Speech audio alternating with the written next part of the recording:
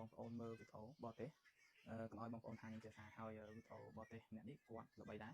អ្នក follow 800k ជាងហើយគាត់តែងតែលើកយកមកនិយាយតាក់ទងមួយហាត់ប្រាណឬក៏បបហាអីចឹងណា research តាក់ទង research ហើយអ្វីដែល research មួយគឺគាត់ដាក់នៅកន្លែង description នេះមក caption វីដេអូតែម្ដងតាក់ទង research ពីណាមកអីចឹងណាយើងអាចហៅបានគាត់ដាក់មកហ្នឹងហើយអញ្ចឹងវីដេអូនេះគឺនិយាយពីរឿងតែខ្ញុំធ្លាប់ទៅនិយាយថ្មីតាក់ទងជាមួយនឹងការសម្រក់គីឡូហើយនឹងសម្រក់ខ្លាញ់ចាឥឡូវយើងមើលវីដេអូសិនហើយកុំឲ្យថាខ្ញុំចេះថាអញ្ចឹងខ្ញុំអស់វីដេអូតិច Just losing weight. Do you want to lose weight or do you want to lose fat? Because just losing weight is easy. For weight loss, calories are the only thing that matters. So stop lifting weights and focus only on cardio since it burns almost twice as many calories. ចឹងគាត់និយាយមកគាត់និយាយថាគាត់និយាយពីសម្រក់គីឡូមុនអញ្ចឹងគាត់និយាយថាសម្រក់គីឡូយើងចាំបាច់លើកអាទេដែលយើងនិយាយហាត់ដុំហាត់អីទេហើយតបមក Cut your calorie intake as low as possible and to see the scale drop even គាត់ឲ្យយើងកាត់ជាម្សៅចោលអញ្ចឹង Avoid carbs to do that, and the scale will drop fast. But there's a catch. Most of the weight you lose will come from water and muscle. With a little នេះជាអ្វីដែលខ្ញុំនិយាយតែខ្ញុំនិយាយតែនិយាយថាពេលដែលយើងស្រក់គីឡូគឺវាមានស្រក់សាច់ដុំនេះកន្លែងសាច់ដុំហើយទឹកហើយនឹង fat អញ្ចឹងពេលដែលស្រក់គីឡូគឺវាមានស្រក់3ហ្នឹងមុខហ្នឹងហើយយើងក៏អត់ប្រកាសថាស្រក់មួយណាច្រើនមួយណាតិចទេតែដល់3ហ្នឹងស្រក់ទៅ3ពេលខ្លះអាចសាច់ដុំច្រើនពេលខ្លះអាចជាតិទឹកច្រើនពេលខ្លះអាចមានខ្លាញ់ប៉ុន្តែភាគរយដែលខ្លាញ់ស្រក់ច្រើនគឺតិច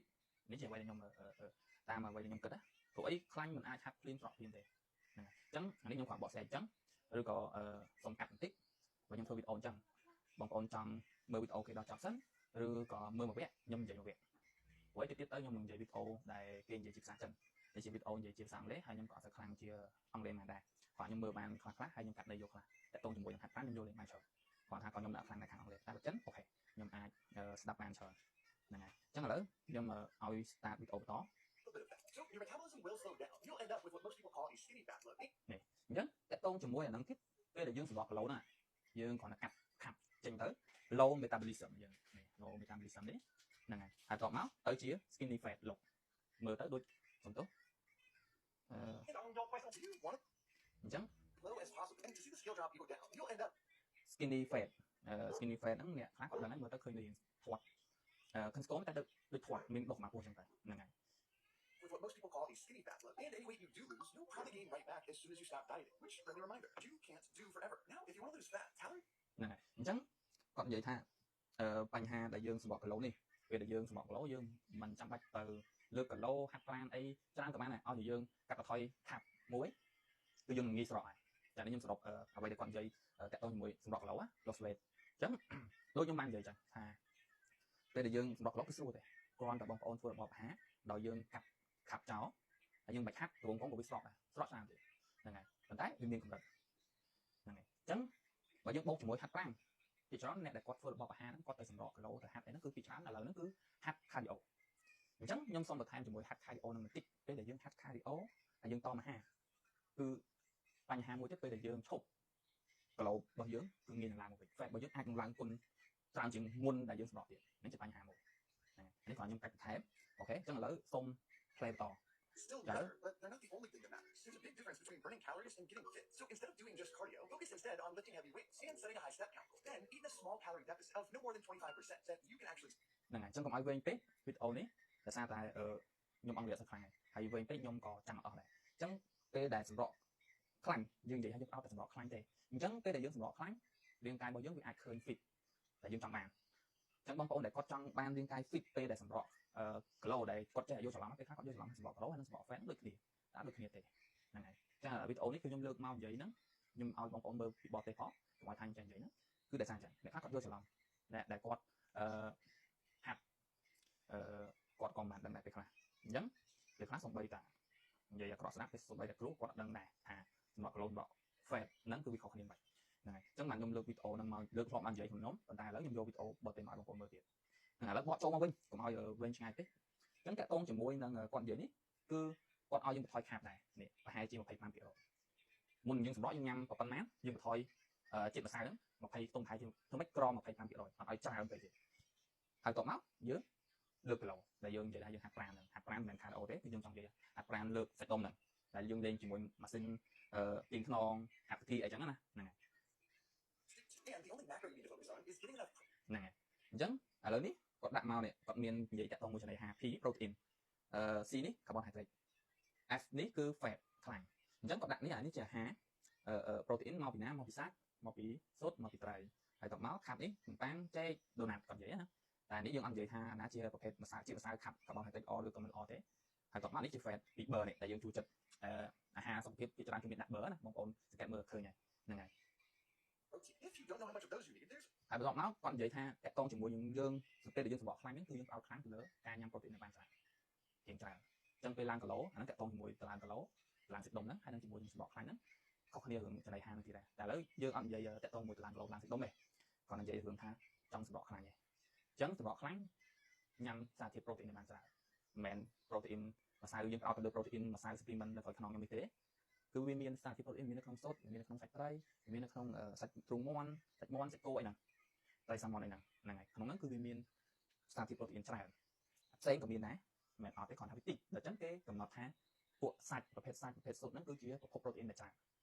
បាទមើលតទៀត calculator for both of my diet, but this will give you a leaner, more defined athletic look, actually strengthen your metabolism. And yeah, it's going to take a little bit longer, but this time it'll actually ហើយបន្ទាប់មកជាចុងក្រោយគាត់និយាយថាដែលអ្វីខ្ញុំក៏និយាយដែរសម្រក់ខ្លាញ់គឺត្រូវការរយៈពេលវែងជាងយូរវាអត់ដូចសម្រក់គីឡូទេសម្រក់គីឡូដោយសារតែវាមានស្រកទាំងជាតិទឹកសម្រក់ទាំងជាតិខ្លាញ់ហើយនឹងសាច់ដុំដូច្នេះវារៀងលឿនទៅឲ្យឃើញយើងបានផលលឿនជាពិសេសដំបូងមកមួយខែដំបូងមកទឹកដំបូងគឺស្រក់លឿនមកពេលដែលគាត់តមចំណីអាហារកាត់ខាប់ចោលអត់សូវញ៉ាំឬក៏ញ៉ាំតិចជាងមុនសម្រក់ច្រើនមែនតើគឺឃើញផលលឿនតែម្ដងហ្នឹងហើយខ្ញុំធ្លាប់និយាយហើយហេតុអីដោយសារតែខាប់យើងញ៉ាំជាតិម្សៅ1ក្រាមវាបើកជាតិទឹកទុកក្នុងខ្លួនយើងប្រហែលជា4 ឬក៏5 6ក្រាមមកក្នុងចន្លោះប៉ុណ្ណឹង4 ទៅ5ក្រាមចុះនិយាយខ្ទង់ប៉ុណ្ណឹងចុះចន្លោះខ្ទង់ប៉ុណ្ណឹងអញ្ចឹងបងប្អូនគិតមើល1ក្រាមវាបើកអនុឡើង4 ទៅ 5 ដងអញ្ចឹងបើញ៉ាំ100ក្រាមស្មើនឹងប៉ុន្មានហើយស្មើនឹងអនុប្រហែលជាប៉ុន្មាន4 5 ក្រាមហើយចុះខ្លះគីឡូបាត់ហើយហ្នឹងហើយអញ្ចឹងវីដេអូរបស់គាត់ក៏ចប់ត្រឹមប៉ុណ្ណឹងហើយ which is kind of អ do you want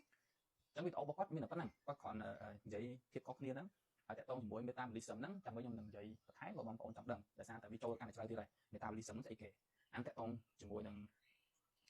ងនេះយើងផ្សេងទៀតធ្វើវីដេអូមួយផ្សេងទៀតហើយវីដេអូមួយក៏និយាយយូរសំបីវីដេអូនេះខ្ញុំនិយាយចឹងបណ្ណានេះបណ្ណាឥឡូវខ្ញុំមើលទៅក្នុងកញ្ចក់អេក្រង់ទូរស័ព្ទចូលមក10នាទីជាងបាត់ហើយហ្នឹងហើយអញ្ចឹងសរុបមកវិញខ្ញុំគ្រាន់តែចង់ឲ្យបងប្អូនឃើញពេលខ្លះកុំឲ្យថាខ្ញុំចេះតែនិយាយវីដេអូមួយមុននឹងខ្ញុំនិយាយមុននឹងខ្ញុំធ្វើគឺខ្ញុំមានប្រភពច្បាស់លាស់មើលពីខាងណាឬមើលពីសភៅនេះខ្ញុំគ្រាន់តែលើកយកមកនិយាយហ្នឹងមិនមែនខ្ញុំមើលពីគាត់ទេគឺដោយសារតែខ្ញុំមើលតាមពីសភៅទេប៉ុន្តែខ្ញុំឃើញគាត់លើកមកនិយាយហ្នឹងក៏ខ្ញុំលើកមកធ្វើជាវីដេអូឲ្យបងប្អូនឃើញបរទេសគេនិយាយថាម៉េចពួកអីខ្មែរយើងហាក់ជាអត់ទាន់មានអ្នកធ្វើវីដេអូនិយាយតាក់ទងមួយហ្នឹងទេអញ្ចឹងខ្ញុំអាសាមើលពួកគាត់ដោយសារតែគាត់នេះខ្ញុំមាន follow ដែរអានេះដោយសារតែក្នុង tablet នេះខ្ញុំអត់ទាន់មាន connect ជាមួយអីបើនៅក្នុងទូរស័ព្ទខ្ញុំគឺខ្ញុំមាន follow គាត់តែគាត់ធ្វើវីដេអូគាត់និយាយបកស្រាយពី research នោះហើយគាត់មានដាក់លេខresearch ហ្នឹងមកហ្មងដូចជា number របស់ research អញ្ចឹងណាយើងអាចទៅរកមើលបានមិនមែនគាត់ចេះនិយាយថាចេះនិយាយលើ research នោះ research នេះតែអត់មានតន្ន័យច្បាស់លាស់គឺគាត់មានតន្ន័យរបស់គាត់ច្បាស់លាស់ហើយអ្នក follow របស់គាត់ក៏ច្រើនដែរ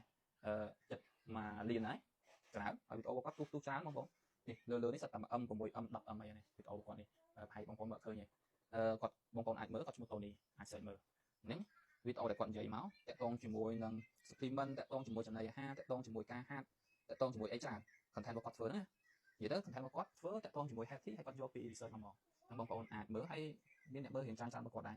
សិតតារាប់សិប K 100K ឡើងមកគាត់វីដេអូគាត់អត់មានក្រោម 10K ទេសិតតា 50-60K 40K ជាង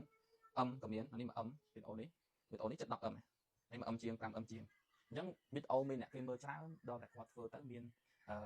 នេះច្បាស់លាស់ដែរតន្ន័យច្បាស់លាស់គាត់និយាយចានិយាយអញ្ចឹងបរទេសគេដឹងហើយព្រោះគេយល់ដឹងច្រើនអញ្ចឹងមិនអាចចេះតែនិយាយទេហ្នឹងហើយអញ្ចឹងលើកមកវីដេអូនេះហើយវីដេអូដែលខ្ញុំកំពុងធ្វើនេះខ្ញុំធ្វើអញ្ចឹងខ្ញុំដាក់វីដេអូអញ្ចឹងដោយសារតែខ្ញុំមានគម្រោងមួយគឺខ្ញុំចង់ធ្វើវីដេអូដែលខ្ញុំយកពីខាងគេមកអញ្ចឹង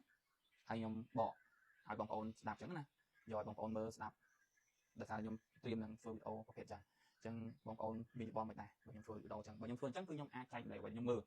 ្អមកគឺបានច្រើនហើយបើចាំឲ្យខ្ញុំធ្វើក្រុមនៅបន្ថែមមួយវារៀងយូរចែកជាចំណេះដឹងចែកជាបទពិសោធន៍ទៅបងប្អូនរៀងយូរហ្នឹងហើយអញ្ចឹង